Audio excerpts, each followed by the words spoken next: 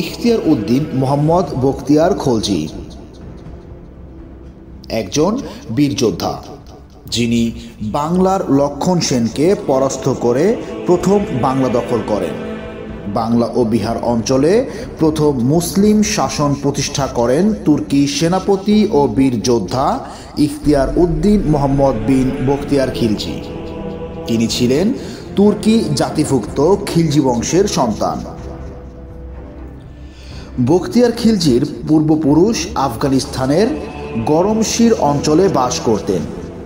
অল্প বয়সে তিনি ভাগ্যোন্বেষণে বের হন এবং বহু দরবার ঘুরে অযোধ্যার শাসক হুসামুদ্দিন সেনাবাহিনীতে থিতু হন। হুসামুদ্দিন তাকে ভগবত ও ভিউলা নামক দুটি পরগনার জায়গার দান করেন। এরপরই তার জীবনধারা বদলে যায় এবং নিজেকে একজন শাসক হিসেবে প্রতিষ্ঠার সুযোগ পান।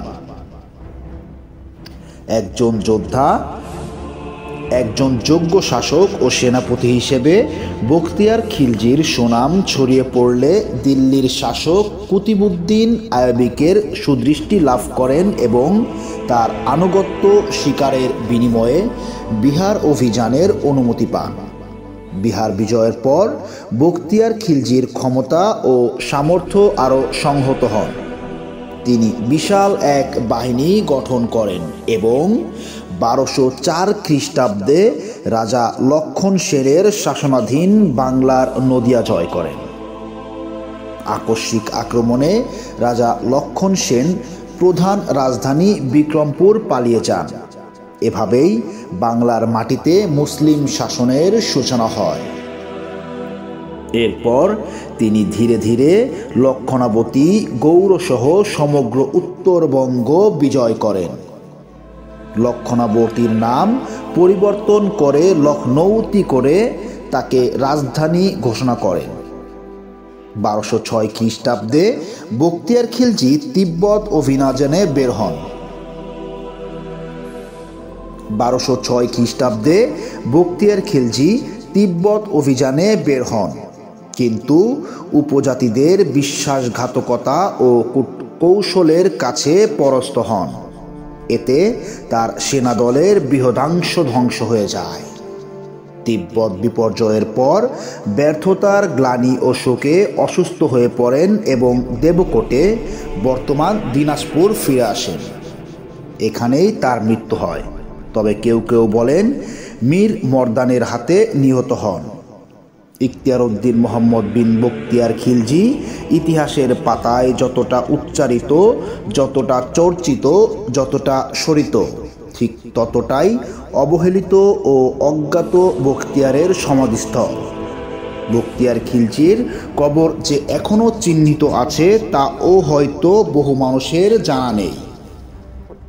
বাংলায় মুসলিম শাসনের প্রতিষ্ঠাতা বখতিয়ার খিলজি বর্তমান ভারতের পশ্চিমবঙ্গের দক্ষিণ দিনাজপুর জেলায় ঘুমিয়ে আছেন। জেলার গঙ্গারামপুর থানায় পীরপালে এখনও টিকে আছে তার সমাধিসৌধ। অযত্নে, অবহেলায় ধ্বংসের মুখে বখতিয়ার খিলজির সমাধিসৌধ। সমাধিস্থলে প্রত্নতান্ত্রিক নিদর্শনের মধ্যে বারোদুয়ারি ও দিঘির ঘাট এরই মধ্যে বিলীন হয়ে গেছে। ধসে গেছে সমাধিসৌধের দেয়ালের একাংশ। ধারণা করা হয় বারোদুয়ারি নামে চিহ্নিত স্থাপনাটি মূলত একটি মসজিদ ছিল। মসজিদের মুসল্লি ও কবর জিয়ারতকারীদের ওযুর জন্য পাথর বাঁধানো ঘাট তৈরি করা হয়েছিল। সমাধি ও বারোদুয়ারি পাথরের দেয়াল দিয়ে ঘেরা ছিল। তবে ব্রিটিশ সার্ভেয়ার স্যার ফ্রান্সিস লুকানন হ্যামিল্টন, যিনি 1807 খ্রিস্টাব্দে উত্তরবঙ্গ ও বিহারের জরিপ কাজে নিযুক্ত হন, তিনি বখতিয়ার খিলজির সমাধির বিবরণ দেওয়ার সময় বারোদুয়ারির ভেতরে একটি কবর আছে বলে উল্লেখ করেছেন।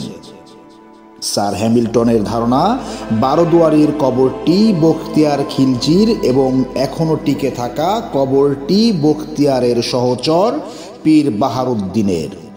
অবশ্য সমাধিসৌধের সামনে টানানো বর্তমান নামফলকে স্যার হ্যামিল্টনের ধারণাকে প্রত্যাখ্যান করা হয়েছে এবং টিকে থাকা সৌধটিকেই বখতিয়ারের বলে দাবি করা হয়েছে।